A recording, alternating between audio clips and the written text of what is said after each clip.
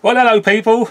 So yes, it's Peter here down in the old man shed again. Wow, what's going on? It's only a week, just over a week since I was last down here, because it's Monday afternoon at 3 o'clock. Very pleasant out there. It's not blue skies, it's cloudy, but temperature is absolutely really nice to be down in the old man shed. Well guys, as I said, not that long ago since I posted the last video, and that was all about working Ender train lamps, okay? And then since then, there's been a few of you that have expressed, a wish to sort of like say, yeah, you know what, I'm going to get into that and have a look and see, see if I can do that. And so when I looked back at my video, I thought myself, oh, some bits of info I could have told you about the products and whatever. So that's what this is about, okay? Just going to have a look at the bits and pieces that I use when I do my Ender train lamps again. And also I'll show you a couple of the other wagons and coach to show you how, I've got the pickups to the lamp, because the hardest thing for you, to do, if you're not bothered about an end of lamp, to have it like looking prototypical, and I'll put a picture up of showing you the current Ender train or end lamps, okay, prototypical. If you just want a red LED flashing away, well, it's up to you. Or there are some, you can get some actual LEDs themselves, which are, they're a funny little shape, but if you paint them, it might make a presentable train lamp. If you don't want to go the route of I do of drilling out small little 3D printed lamps, you don't have to go to that route. But I mean, so there's that. If you could do away with that, if you're not bothered about that. But the biggest headache is how to get the power from the track to the whatever PCB board you're using, because I've got to show you that the two products keep going on about is from the flashing set from DCC Concepts, and then the little boards themselves from Illuminated Models. Okay, so we'll talk about those, but that's the biggest headache, I think, of how do you get that power to those PCB boards. Now, I'm using what's available out there on the market as regards little wiper blades that pick up, or the springs and things like that. Or if you're a scratch builder or something, you might make your own pickups. People do it out of piano wire or copper wire or something like that. Make your own pickups. Whatever. But just want to explain a couple of things about the products I use, and also I did show you how to do it on the simplest of wagons, as Robert Train Sets said, that I did use a very easy wagon. He was explaining to someone else saying, yeah, but that was the easy one. What happens, when you come against other wagons? So I've got a selection of wagons and a coach to show you how I've done it using the bits and pieces that's out there, okay? So that's what this video is about, alright? So I'll do that first, and then I'll get back to you after we'll talk about these bits and pieces, okay? So let's get on with it. Cheers, guys. Okay, so the first option that's out there, if you so wish, is from DCC Concepts. They provide you with the 3 lamps, so you don't have to do all the work that I did on my little lamp. They've already done it for you. These are the 3, because of 3 lamps, so there's 3 complete sets in here, so there's 3 control boards in there. And then also there's spring pickups. If you're able to put the coiled springs over the live axles of your wheel sets, that's how you would get power to this board. I don't like this, guys. It's well over the top for me. But I have used the product because I've nicked the lamps. I've got one wagon, a brake van, fitted with the original lamp, and you'll see what I'll do is we'll film it later, and you'll see why I don't like this product, because to me the flash rate is too slow. On the board there's a little sliding switch which gives you 2 speeds, and even on the fastest setting, the flash rate is far too slow for my liking. Okay, but nevertheless there's this option available to you. Here is a hall switch, because one of the over-engineered things they do with this is they expect you to have this stuck to your wagon or your coach, and it's activated, but when it passes a magnet it will either turn it on or turn it off. So they've supplied you with the magnets so you can have the whole setup. So you can have an automated version where your train lamp's not flashing until it passes the magnet, and then it will flash, and then when it passes the magnet again it will go off. I couldn't be bothered with all of that.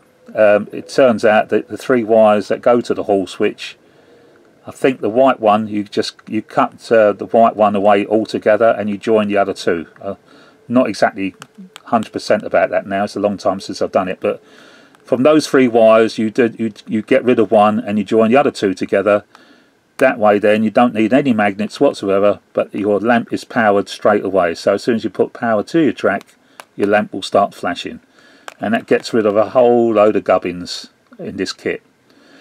But I'll use it because I've used these little lamps, which you'll see on some of the wagons that I'm going to put on here, because I made a film of every single coach and wagon that's been fitted with an end of train lamp, and so you'll see this the DCC Concepts lamp being used on a couple of wagons, and then you'll see the other one where I had to drill them out to you know, put the LED in myself. That's that one. But then comes along Illuminated Models, and this is their answer to doing exactly the same sort of thing. Okay, they comes with the LED, a red LED, but that's just an LED. It doesn't flash, guys. It only flashes when it's connected to the board. Alright, it's these components that's on the board, that's what sorts out the flash rate, and so the LED gets attached there. Obviously there's a plus and a minus from an LED in order to make it work. But what I didn't point out before, on the other side, guys, whoops, excuse me, on the other side where it says power, PWR for power, soldering point there, soldering point there, in the last video I said, oh, I've used 2 pieces of black wire, and you might think, oh, if you get them mixed up, won't it go wrong? Well, no, it doesn't matter. It doesn't matter if you get them mixed up, guys, because it doesn't matter what wire goes to where on these soldering pads. If this comes from the left hand side of the track and that from the right hand side of the track, that's fine. If the left hand side of the track got soldered onto that one and the right hand side of the track got soldered onto that one, it doesn't matter. It doesn't matter, because you know, you pick a wagon up and turn it around anyway, so it doesn't matter at all. Okay, so you can see how nice and small this is. But the downside of this is you would need a good supply from the track. So if you only took the power from 1 pair of wheels, when those wheels went over a plastic frog or something or other, the lamp would stop working, alright, because you've interrupted the power supply. So that you had to make sure you at least had 2 pairs of wheels in order to get a constant flashing rate from this board. So and again, as soon as you put power to the track, power would get to this and the lamp would be on. Okay, so that's what I wanted to tell you. It just says power because it doesn't matter which way round the wires are soldered to this side. It matters on there because you've got a plus and a minus for the flashing LED. Well, it's not a flashing LED, it's an LED. It doesn't start flashing until it's soldered to this board. That's that first board. So as I said, needed 2 pairs of wheels. And this is what I've, you know, a year or so ago when I started doing all this work on my wagons, this is all that I had available to me. Then of course they come along with the game changer, which was to have the capacitor on the back, the old Stay Alive. But obviously in doing that, the board has become much bigger and much bulkier. So it's now sort of like cutting down the places where you got, you know, because you got to think, where can I put these things on your coach or your wagon? So same thing again, the power again, doesn't matter which way round the wires are soldered to the power, it does matter with the LED. Again, this gets supplied with an LED that doesn't flash until it's soldered to the Stay Alive, or to this board anyway. So they're the parts, they're the components. So DCC Concepts for all that lot with the 3 lights, or Illuminated Models with 2 variations. Okay, so but the hardest thing to do is get the pickups to those boards. So as I say, in this one they supply you with those little springs, and here are those springs there, yeah, So that's fine if you can put them, if you've got an axle that's live, that's great. You can put them on the axle, solder a wire to the little point there, and then take it to the PCB board. So that's fine if you've got live axles. Who was it? Richard at Everard Junction. He makes these axles live by taking the plastic insert out of the wheel and putting a little bit of wire so that it actually traps the wire against the axle and the actual wheel itself, bypassing the insulation of the wheel, so you can make it live. But you can do that if you've got metal axles, but not all of them come with metal axles, and what we're going to look at next. So let's look at the pickup. So as I say, there's that one there, there's this version, which again I got from DC Comps. So these are the little ones with the little wiper blades, yeah, and on the end of the wiper blades it's got the little dimple shape. Okay, so when it's rubbing against the inside of the flange, it doesn't actually cause that much drag. Okay, so there's that one, or there's this one, which are copper strips, which I've used, and so I'm going to show you some of these, what I've used. So I've used all these. I've used the spring, I've used the copper strip, and I've used these little wipers. So that's the products, guys. Let's have a look at the wagons and what I did. Right, so look at this one. So it's an open wagon, and where have I hidden that? Because there's nowhere to put this. You can't have it underneath, you would see it. So that's when I come up with the idea of having this motor, this resin. It's an 08 motor, casting resin, and it's hollow. So of course this is sitting inside the wagon, and that is sitting on top of that. Okay, so on the top there's nothing to see because it's actually all inside here. And then the train lamp at the end, got the wire, as you can see, the wire's coming from underneath there, and then I've obviously drilled into the buffer beam as soon as I possibly could, so that then I can then bring the wire along, take the wire off into the middle of the thing where it goes. The wire will then go up into the, so the PCB board is in there where the wire's soldered to.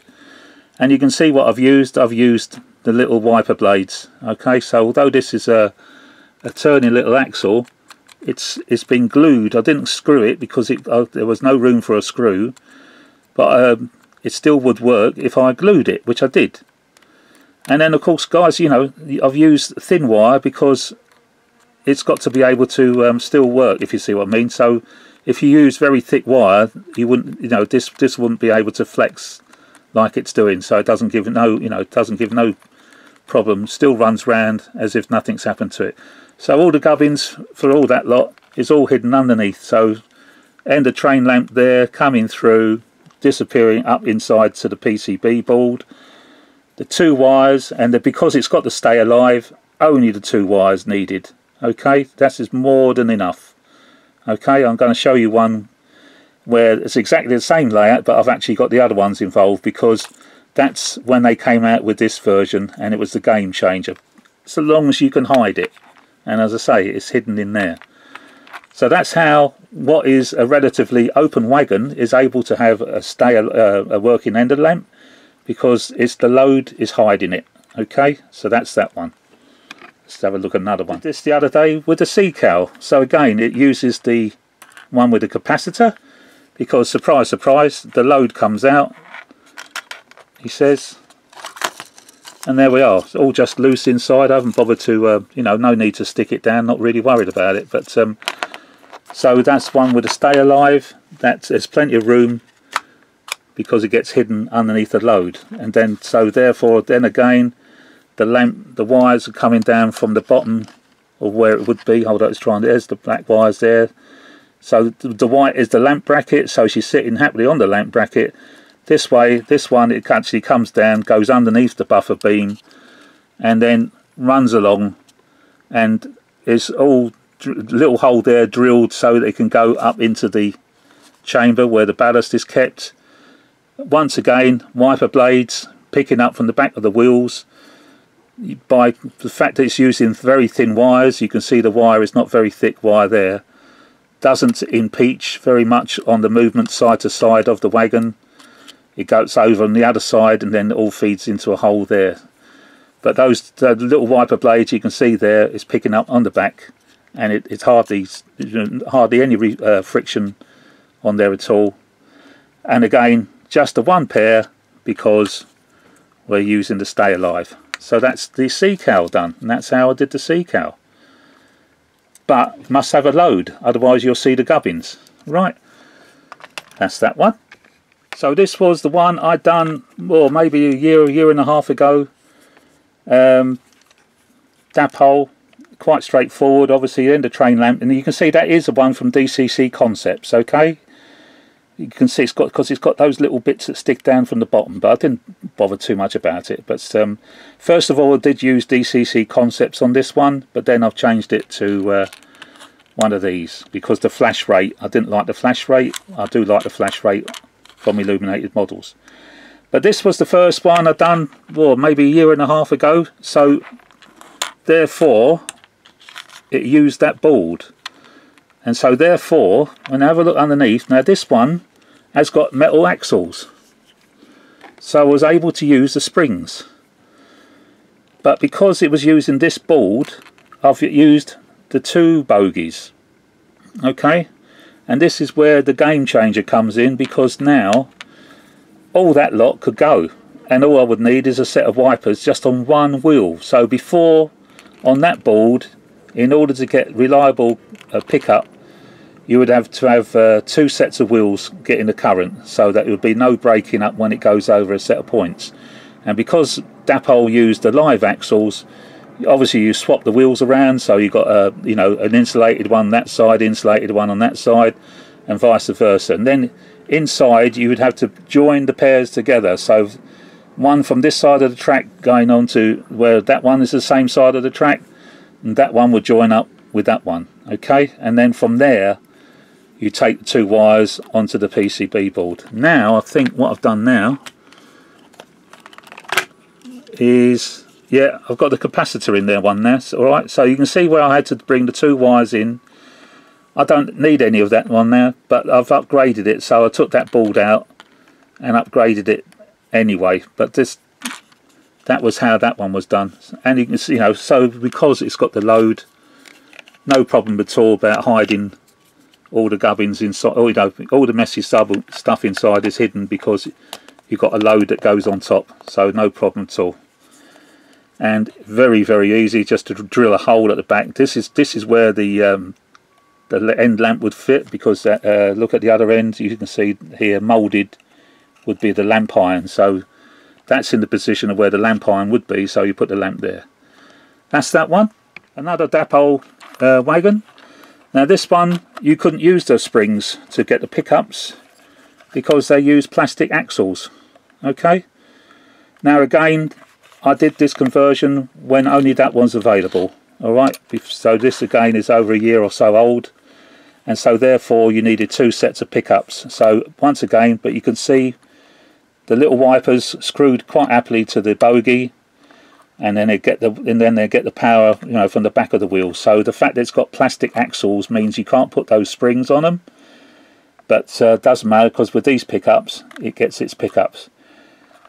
And because, as I say, it was done with this version, in order for reliable contact, 2 wires again. So that wheel is joined with that wheel, and that wheel is joined with that wheel, and then obviously from there 2 wires going to the power on the track.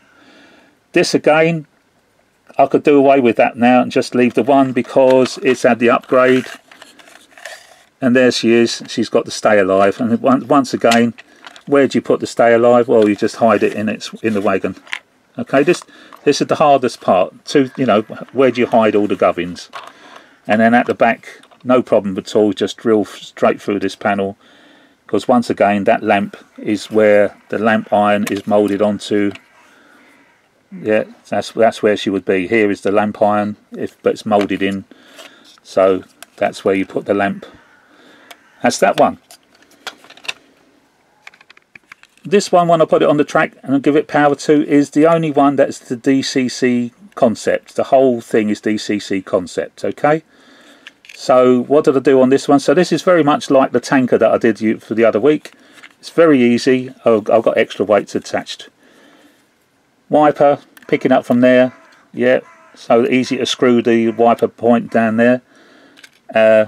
Same with that one there. Okay. As I say, Richard at Everard Junction, because this has got metal wheels, he would end up taking the insulation off and putting a little bit of wire to make this live, you know, make the wheel and the axle live. Then you can use that spring. I didn't bother with that. I've just quite happily screwed those wipers. And the reason why there's two is because even with the DCC Concepts needs quite a good current going to it.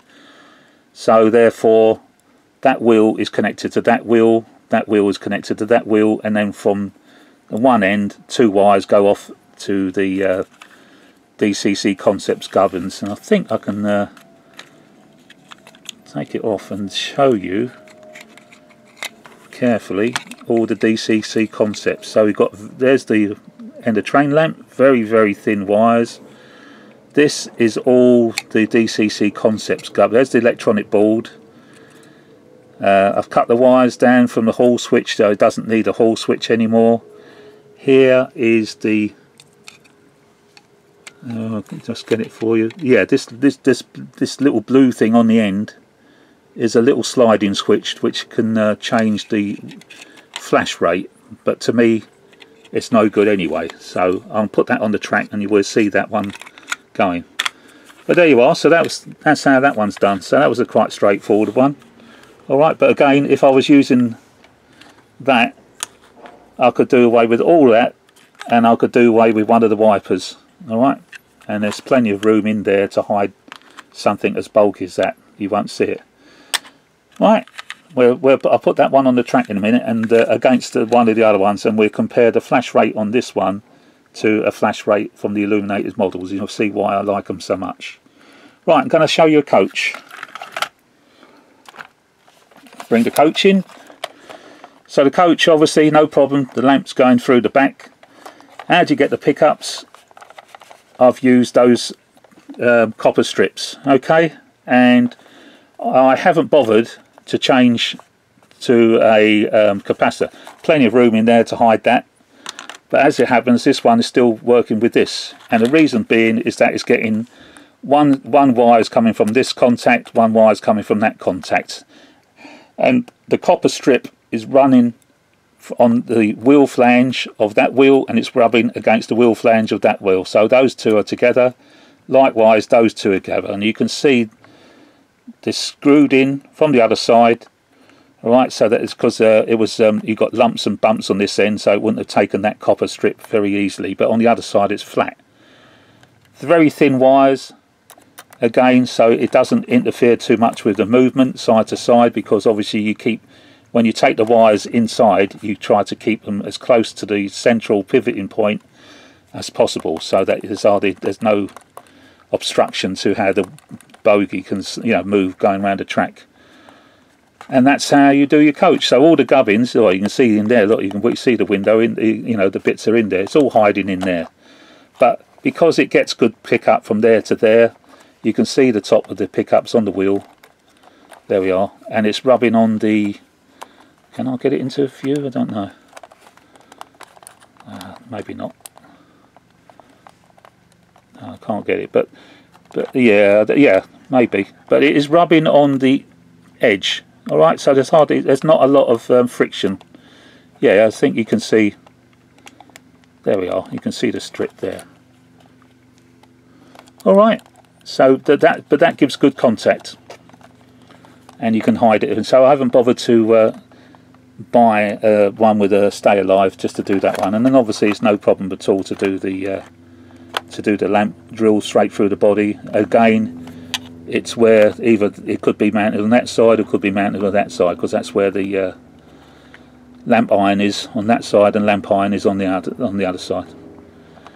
There we are, people. So I'm going to show you now on the track them working.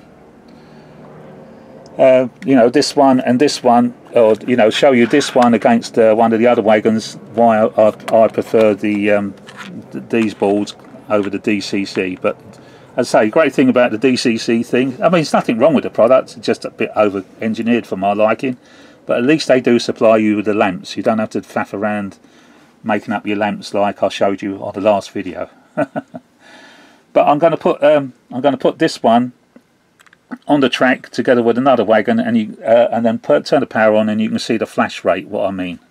So we'll do that. Okay. Sorry, just go back to this one. I took the bogey off so you can clearly see how that's actually done. Okay.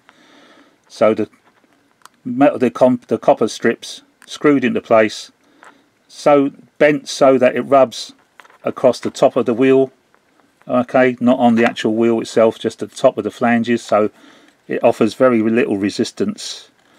And then, as I said to you, when you take these very thin, take the thin wires, use thin wires, and keep them as close to the pivoting point as possible, so that it doesn't interfere when it's going side to side. Okay, so that was that. I thought I'll show you how I use those copper strips. Okay, so as I said to you, one wire going to one side on the PCB board which says power, doesn't matter which wire is what. Okay, right, that's that.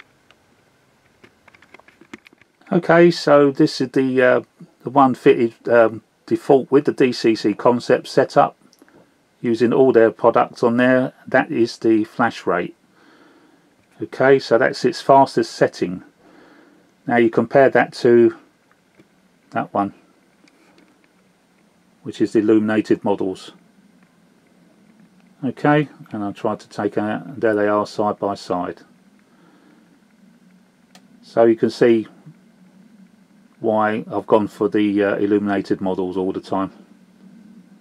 Okay, there we are, guys. Right, that's that for now. Well, that's it then, guys. Okay, I wanted to do that because, as I say, I've had a few people sort of say they're going to go down that route and try and have a go at putting an end lamp on a coach or wagon, and I thought I'll show you, how I've done it on some of my pieces, and just wanted to clarify about the power supplied to the, doesn't matter which wire goes where on the one side of the board, and because I thought myself, oh crikey, I didn't clarify that on the last video, so at least that's sorted out now, and I'll put a little bit of film showing you every single coach and wagon that I've converted over the last 2 years or so, because it is possible. You've got to judge the coach or the wagon to find out where you can hide stuff, how you get power from the wheels to the board and things like that. I mean, I've used the stuff that's available. Some guys, or there's an aeroplane going over, some guys, you could be scratch builders, so you might use piano wire or copper wire to make your own pickups, but at least you've seen now how it's all done and how it all comes together, so hope that's all right. So yeah, I'll leave you with the clips showing you all the all the wagons and coaches I've done. Also, I've gone and put on a little film of my Rushton Class 37 start up and pull away. Okay, I've done that because I'm demonstrating DCC again, because as someone did come round and said they didn't know what DCC was all about, and it blew their minds when I sort of like just said, oh right, hold up, start this one up, dial in a speed, put the controller back down on the thing, and we both were sort of like standing there for about 30 seconds whilst the logo was going through its start up, and then obviously it went, and off it happily trundled 30 seconds later, all without me doing a thing, and they couldn't believe it. So I've put a film of my favourite Rushton, because it is a Rushton engine, so it sounds completely different from any 37. And then I'll video my Class 37 large loco starting up in the shed and coming off shed and everything. Same sort of thing again, start up. And that one is not the new Bachmann, all right? It's the old Bachmann. I'm not going to treat myself to a new Bachmann 37. I mean, this one you'll see has got the snow ploughs are fitted in the correct place and have been fitted to the buffer beam, so they don't move with the bogey. Okay, because that does my head in. I don't like that. And yet I'm still able to pull something with it, because I've because I actually used the hook on the loco to when it comes to pulling something, right? So it can still work as a train. Yeah, I'm not all that impressed with the new Bachmann 37, guys. Someone at the model club, you know, Railway Modelers Club has got one, and I wasn't impressed. I mean, there's some nice things, but I think they've gone backwards in some respect. And then to find out they did the cock up with the snow plough, how far it sticks out the front, is, you know, wow. All that money, me so-called built, you know, new tooling from the ground up. Oh my God. Anyway, so I got my large Loco 37, so I'll have that one running. So that's the running clips I'm going to have after this. Now, a little couple of things. Alan Dragon Junction and who was it? Dugma Junction. All right, the two of them. Something's going on with these guys, people, because we got Alan. We got Alan and his flasher, right? Okay. Someone sort of said, "Oh, Alan, you know, where have you put the flasher this week on your layout?" So he's got this flasher on his layout. All right. So okay, one fair enough, can take with one. Then you get Dugma Junction. It was said to Alan, "Oh, I've sent you a load now. They'll be arriving by taxi. You can put them on." Well, what's going on? I mean, flipping it. And and Dugma Junction, he hasn't got the one nude figure. He's got flipping loads, and I'm thinking, oh, what's going on there? Anyway, so it gave me an idea that maybe, you know, looking at all the figures on my layout, I think to myself, well, I haven't got anything out of the ordinary on my layout. They're all workers or, you know, engineers and things like that going about their business. So I'm thinking to myself, well, maybe I'll get some of them lads together. We might make a calendar. One of those calendars, you know, like the calendar girl type thing, you know, when they all get together. Or maybe we'd do it. Maybe a load of YouTubers at Gets can get together and we'd make one of those calendars, shall we? Yeah, there's 70. Yeah, Alan's 70. I'm 70. I'll be 70 soon. So I don't think you want to see that. So possibly not. Anyway. Anyway, that was a laugh. But and the very last thing I want to sort of say, express South Line, Southern Line. What's his name? Danny. What a nice chap you are, Danny. Yeah, quite. He's put a couple of videos up, guys. Because he went to the location where Somerset Andy has been laid to rest on his favourite viewing point of one of the, you know, on the railway line that he used to go and film on, you know, some of his outside shots he did, because you know, Somerset Andy had a fantastic layout himself that he was building. Well, he virtually completed it, and then we lost him suddenly. I don't know to what, but I know Danny at South Line, Southern Line was, you know, really, he obviously knew him, and really upset him. And in his last couple of videos, he's gone to where old Somerset Andy is being laid to rest. So nice video, Danny. Thanks for doing that. Yeah, quite emotional. I mean, one of our own that we lost. But yeah, thanks for doing that. Right, everybody, that's it. Thanks for tuning in again. And yeah, okay, no, we won't do the calendar thing. Don't worry. All right. It's just the way my brain works. I said to Alan, I was talking it through with Alan. I thought to myself, well, maybe we should get, you know, you got your flasher, Dugma Junction sending you a whole load of other nude figures. Yeah, maybe we can make a calendar. Oh, just the way my brain works. Yeah, and then I think to myself, well, when we get together at Gets, all the YouTubers, you know, how about it, guys, for charity that we... Oh, dear. No, I don't think so. I don't think you'll want to see that. Oh, noisy aeroplane going over. Right, that's it. Before I get myself in any more trouble, that's it, guys. Thanks for watching in. I hope I've explained to you about the end lamps. I'm sorry to go on about it so much, but I do like tinkering around. I enjoy that. So hopefully that's, you know, you've seen what I do. Okay, guys, take care.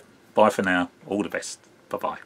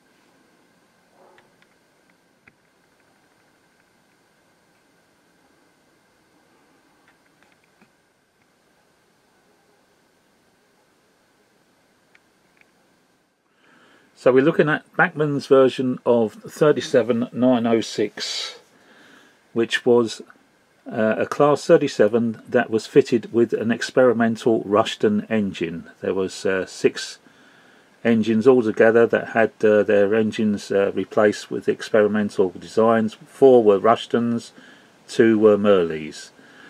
Bachmann had produced this particular one based on the Rushton engine. It's had modifications to the standard Class 37 body. It's had the 2 exhaust ports filled and the single exhaust port fitted, which was part of the Rushton modification. So she sounds totally different from any other 37 you would have heard, and because of that she is fitted with a Legoman Biffo sound chip based on the Rushton engine. So what I'm going to do, I'm going to, because this is absolutely a cracking loco as regards, this is how perfect DCC can be in how she performs. So what I will do is that I will start her up, turn the lights on, and then put a value of say 18 into the controller, and then just sit back and watch as the chip inside, the decoder inside, goes through the startup procedure and then smoothly pulls away up to as I say, a set speed of say 18 or so. So I'll show you, bring in the controller first to show you. So there she is, 37906. So we'll turn the lights on, we'll start the engine, and I'll put a value of I'll leave it at 20, and I'll put the controller now back in its cradle while she's still starting up, and there she is. I'm not touching it anymore now.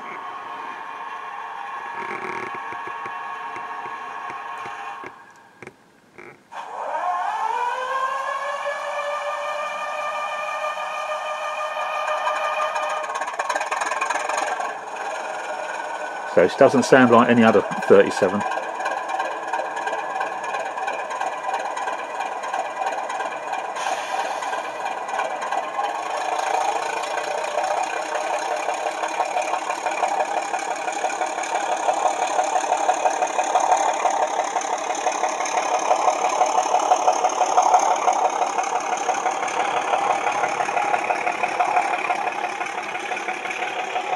And there you are, an absolutely perfectly controlled pull away, and controller's still down there. So she'll get a little bit faster now because she lives up to its name of being called a slug.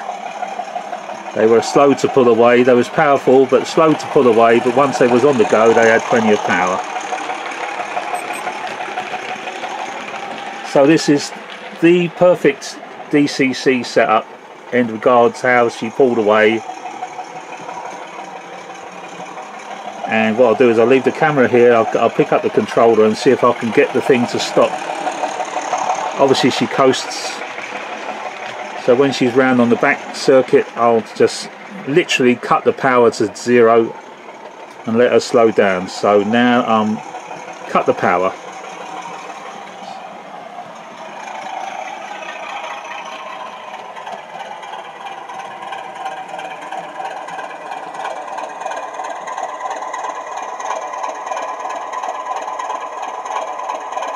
And there we are.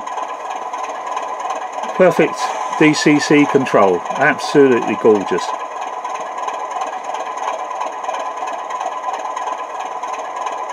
That's it. Thank you.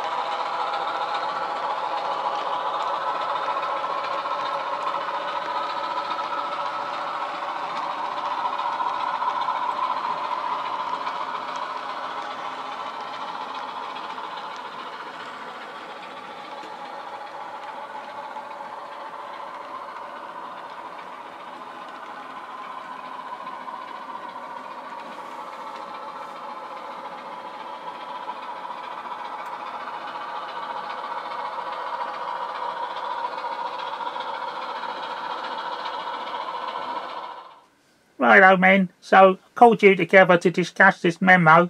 It's come down from head office to the staff of Torridon Road.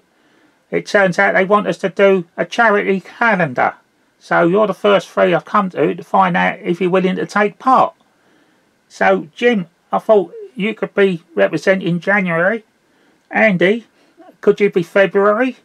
And Greg, maybe March. And then I'll go round to the other lads and see who else to do the other months. Is that okay? So what do you think? Jim, what do you reckon? You don't mind having the old photograph taken? Well, I mean, I don't mind to be having a few pictures of me with me spanners stripping something down. Yeah, I can't see any harm in that. Yeah, well, that's the thing though, Jim. You will be stripping down because it's a naked calendar. What? You what?